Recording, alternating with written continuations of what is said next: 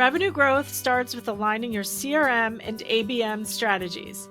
Your CRM should be more than just a database. It should be the engine powering your efforts. By optimizing workflows, targeting the right stakeholders, leveraging automation, and using real-time insights for personalized outreach, you can focus on the accounts that matter most and convert opportunities into measurable revenue results. That's a quote from Lori Thomas, founder of Digit Cloud Biz. Hi, everyone. Welcome to Revenue Boost, a marketing podcast where business leaders turn for actionable strategies to fuel growth and drive results.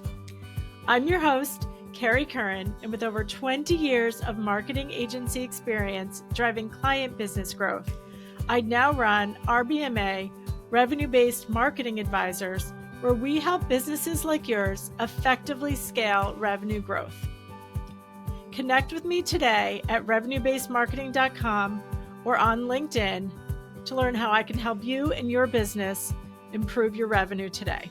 In this episode, titled Maximizing B2B Revenue, Smarter ABM with an Optimized CRM, I'm joined by Lori Thomas, founder of Digit Cloud Biz.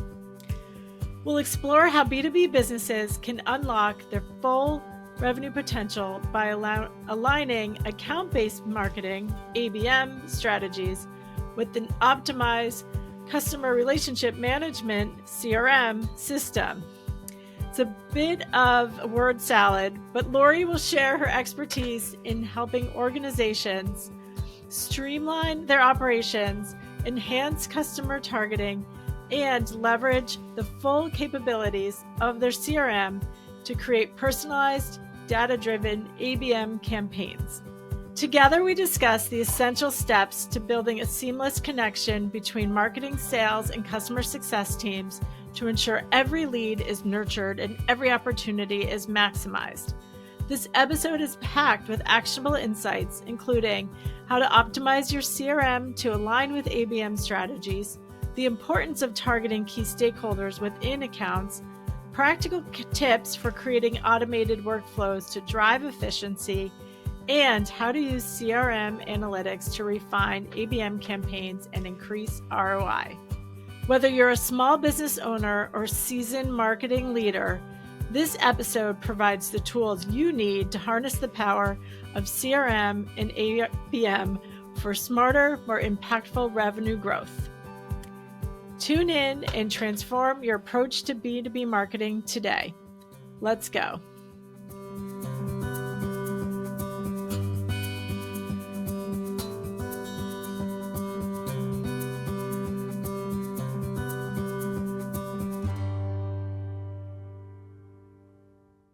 So welcome, Lori. Please introduce yourself and share a bit about your background and expertise. Hi, Carrie. Thanks for letting me be on your show. I'm the Chief Innovator, Founder, and CXO for Digit Cloud Biz. I have over 13 years of experience as a web innovator and technology solutions advisor. I'm really passionate about CRM innovations and enhancing individual companies' operational efficiencies. But my expertise as a project manager is to work with the cross-functional teams to try to improve all the processes that go together and trying to drive the revenue for companies. I have experience as a seasoned software administrator. Particularly HubSpot is my sweet spot.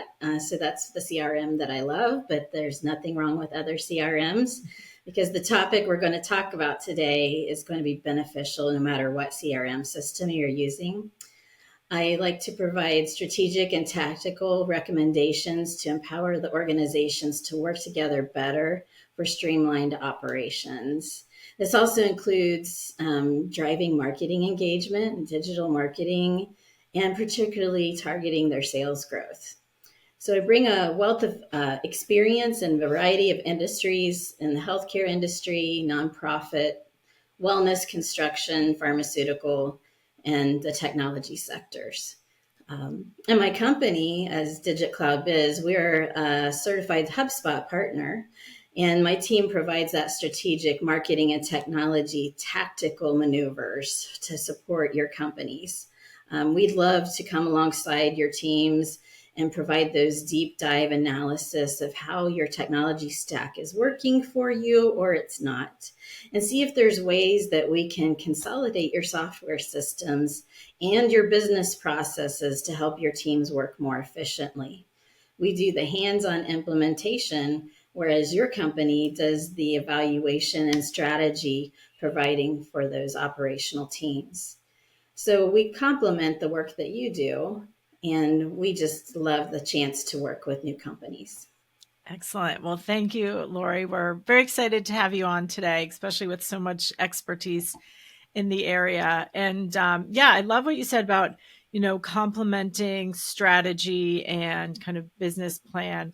And, that's where I know that where you and I've talked a lot is that a lot of so right now, every business right now is very focused on driving sales to the bottom line. And what we're seeing, depending on the industry and the maturity of the company's program, is that there's been, from what I've seen, a real heavy shift towards let's just get sales, sales, sales. And so a lot of the work I'm trying to do is get the companies to think back, okay, but how are you different? What are you doing for them? What are the business challenges you're solving? Yes. And, to your point, there's such an important place between there to make sure that you're measuring, connecting, or, you know, collecting the information from your marketing initiatives to build those relationships so that they can eventually turn into sales, which is, as we talked about, like when I talk to a lot of smaller companies, they're doing a lot of this on an Excel spreadsheet. And, that today, Yes. like things like HubSpot are so accessible and really should Mhm. be part of the foundation from the beginning. So talk us Right. through a bit from, your background and expertise, just the importance of CRM, and why it's so important to have as that foundation before you start trying to really push sales and marketing initiatives. Oh, sure.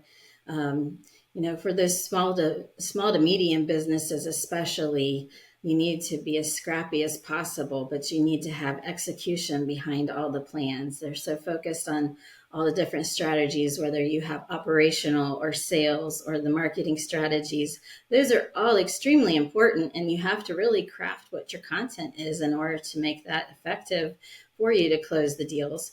But you have to have the right tools in place to support your go-to-market strategy.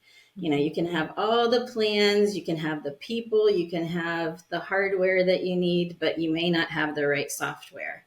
And why not set yourself up for success by having a CRM system that is user friendly Mhm. and can also be working for you 24/7?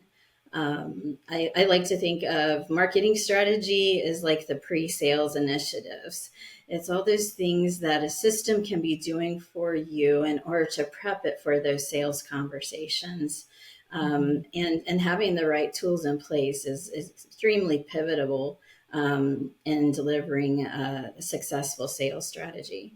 Yes, definitely. I agree. And especially with the infrastructure that CRM provides for your tracking, like you said, segmenting your audiences so that you can communicate to them in a way that's more customized based on the behaviors you've seen or actions they've taken. So I agree. It just helps all of us get smarter and more strategic and targeted in how we're marketing and who we're marketing it to pull through the funnel. And um, so yeah, so it's interesting to me when so many like newer companies are just tracking this in Excel and not segmenting, and or what I hear is they have email running through a separate email provider, which is great, but that's not collecting the data all in one place. Oh, sure. Yeah. That's a good point. Having a CRM, it gives you that transparency so that no Hmm. matter what department that someone is in, they would be able to see that journey in the system. Yeah. Um, uh, but also, you talked about segmenting as well. Hmm. There's more than just the personas that people think of with Yeah. marketing. You need to drill it down even further to who are those stakeholders that you need to talk to at the sales table. Hmm. The personas help with the overarching who's your ideal customer, right? Yeah. What's the demographics? When are you going to capture their attention? What channels are they using? Those are all valid and very Mhm. important things to think of on the front end, but also drill it down a little more. In that HubSpot can utilize coding where you can put in who are those stakeholders? Are they the influencers, the decision makers? Are they the ones that hold the budget, or are they just the end users? And there's nothing wrong with the end users because they're the ones that's going to be selling it up the food chain to have this approval done for them to help them work smarter and not necessarily harder. And that's what I love, particularly about HubSpot, is they have this capability to have the target accounts that you have them identified based on your targeted industries. And then you can also have those key stakeholder criteria listed there so you make sure they're the right people at the table. Mhm. Yeah, definitely.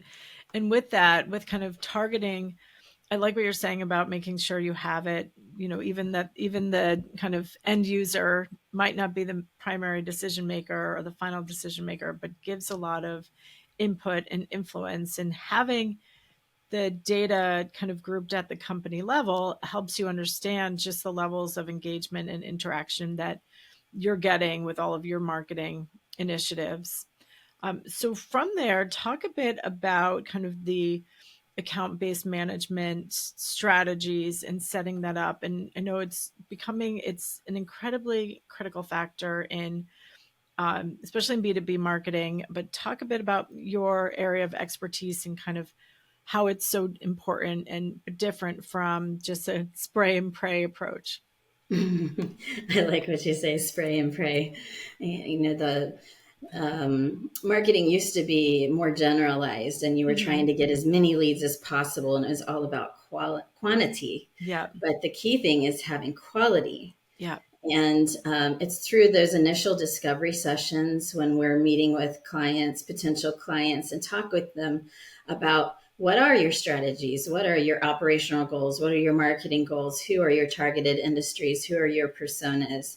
And then who are those people that you're trying to reach at certain places? And then we can help pull all of those channels and the Mm-hmm. right content into the system as it's being configured and built. Our team does all of the implementations and the custom configurations and the timings of things that we can have workflows set up that can help work for them in order to reach and to target these individuals. There's customization even to the point where you can set up on the marketing side some custom landing pages and campaigns based on certain criteria. You can have an A and a B version of a landing page that will show up based on who you're trying to target in those regions. Mm-hmm. It gets to that level. I mean, you can get so detailed, which is amazing. And that the system, that if you set it up right, it will work for you and help expand your team in essence, and having that system work for you. This episode of Revenue Boost, a marketing podcast, is brought to you by Kriglu. Want to boost customer acquisition while saving time and money? Meet Kriglu, an AI-powered omnichannel bid management platform designed to optimize your ad spend.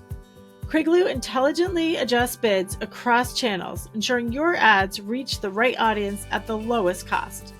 Plus, with its automation, you'll free up valuable time to focus on your business. The result? Efficient, cost-effective growth, all while maximizing your marketing budget. Ready to scale smarter and faster? Visit Kriglu.com, Kriglo.com, and start saving today.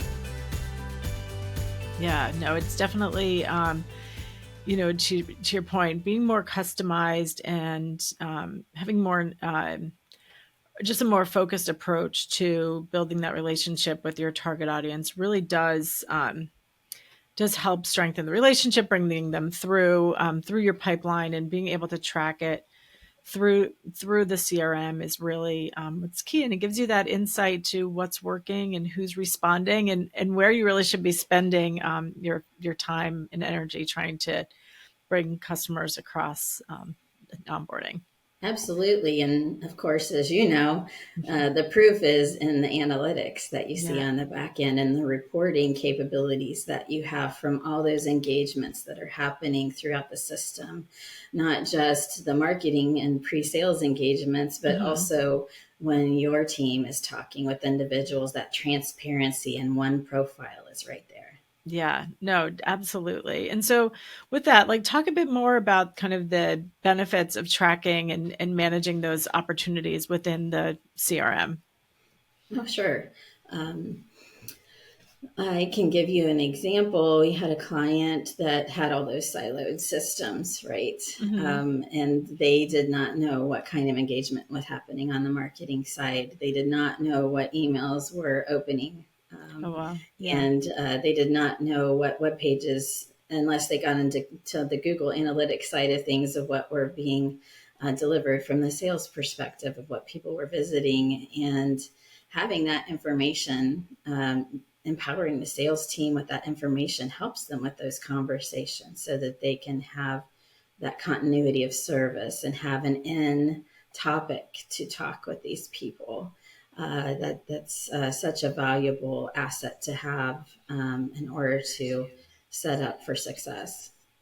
Yeah, definitely. And I like when you talk about improved alignment and kind of how you can better connect the activities or the actions that the maybe website visitor has taken all the way through to inform so that the salesperson is more um, just more customized and shows that they've kind of done their research and really knows Mhm. the prospect.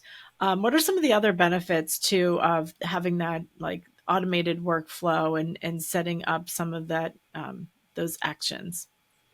Yeah, the automated workflows can be beneficial to multiple departments. In HubSpot, they have marketing, they have sales, they have operations, they also have service hubs. So no matter what department they're engaging with, you can have the system automatically trigger things based on activity or engagement that happens. If somebody downloads a presentation, then this workflow can trigger and start enrolling them automatically into a series of emails, educating them a little bit more about your services. Hmm. If someone schedules a meeting with you, you can have your meetings tracked in there, you can have your notes in there.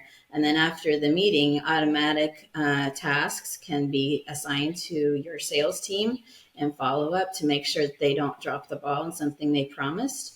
Or they can also have continued engagement that automatically triggers as well with those prospects that they've been talking with. Also, on the sales side, with the different pipelines in their sales cycle, you can have different things trigger as well. Perhaps you might also want to have a channel for SMS messaging. You can actually do sales engagements through text messaging. I've seen it done hands on with the sales team communicating through text message, alternating with emails, alternating with phone calls. And you also have playbooks in the system that can help trigger conversations for your sales team. So it's not actually a workflow, but it's a tool within the system that can help them be more efficient. Hmm. No, those are great examples. And I think to your point, efficiency is such a key benefit here as well. I mean, when I've seen just the automated setting up meetings or sending the thank you email or sending the reminder emails, like all of those steps that used to be someone had to stop, remember to do them, getting kind of sidetracked from what their, more strategic uh, activities or priorities for the day. It creates so much more time for the teams to really kind of focus on getting to know who the prospect is so that they can show a more customized response. So I think the creating that efficiency of time and communication is such a key benefit as well. Mm-hmm. And having that customer focus is so Yeah. important when it Mm-hmm. comes to account based marketing. Again, Yep. making sure you're getting the right message to the right person at the right time where they are, Mm-hmm. being able to handle multiple channels to communicate to them, and making sure that you're having that consistent message all throughout the customer's journey, from Definitely. prospect all the way through closing the deal to being a continued customer and doing renewals. you want to make sure that that is continued throughout the system in an efficient manner. And so that your departments are aware of what the other department's doing. The left hand doesn't know what the right hand is doing, but CRMs take that away. So that's not an issue anymore. Yeah, absolutely. The cross team communication is definitely key, especially when it comes between marketing and sales, who all need to do a better job of collaborating and communicating. So, what are some other examples of data-driven decision making that you can make when you do have a strong CRM in place as part of your ABM program? Sure. When you're thinking about the different accounts, you have your targeted accounts, you've got them queued up in a list for your sales team to be looking at them.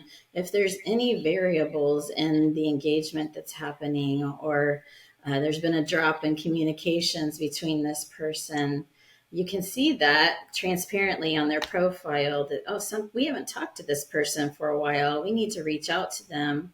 Or even if they were an established customer, and there's been a drop in communications or a drop in their engagement numbers. You have the reporting on the back end. It's all about analytics, evaluating where there were gaps and seeing what was the cause of that and see how we can improve that to drive those numbers and to keep them at a steady, consistent level.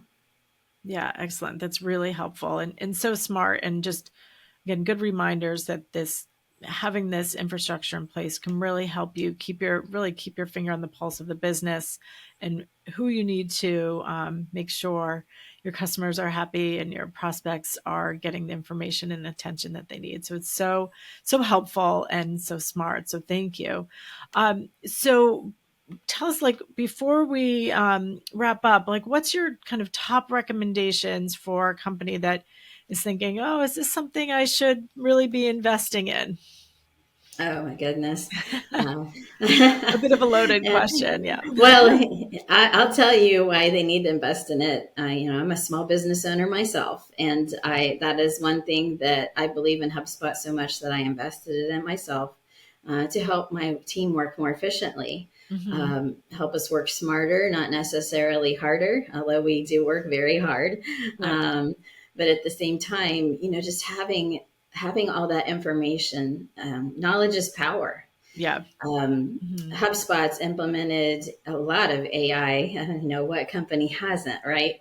But they have the AI that is helping provide more robust contact profiles to have those conversations, that it's automatically watching out for you. You can also do a LinkedIn Sales Navigator integration with HubSpot. So that also adds to the robust contact information that you can have to help make those smart sales conversations, right? And then how can you work, get a little bit more done as a team, having the system prompt you to keep you up to date on what you need to do. It's all about the configuration is the key, right? Getting things set up so that it's working smarter for you and with you, and having those automations in place. And then just having that continuity of service across the board so that everyone can pick up, no matter who they are and what department they are on the team, that they can see what that conversation's happening to help them target that activity that's going on with that client. Having that personalized tool, the workflows, and then seeing the analytics to prove that it's working for you. Definitely. Well, this has been super educational and helpful, Lori. So I really appreciate you sharing your time and expertise with us today. Before you go, tell everyone how they can get in touch with you and learn more about Digit Cloud Biz and your company. Oh, yes. Thank you. So we'll have in the description a link to my LinkedIn profile. I love to connect with individuals and would love to hear some feedback or continue this discussion with you on LinkedIn. And also be sure to visit our website at digitcloud.biz. But more importantly, in regards to this podcast on the topic of account-based management, we actually have a custom page that we'd like to invite you to join. Come to that page and download our cheat sheet to learn a little bit more about account-based marketing and how that can work for you. And I would definitely love to continue the conversation. And I'm so grateful for you inviting me here today, Carrie. Excellent. Well, thank you, Lori. And we'll be sure to have links to all of that content in the notes of this episode. And I know people can find you on LinkedIn as well. So thank you so much for joining us today. And I know I've always learned something when I speak with you. So thank you so much. Oh, great. Thank you. Thank you. I hope you enjoyed this episode of Revenue Boost, a marketing podcast. We have more valuable content coming up, so be sure to subscribe to Revenue Boost, a marketing podcast, so you don't miss out. To connect with me, Carrie Curran, to learn how you can boost your revenue and to listen to past episodes, visit revenuebasedmarketing.com.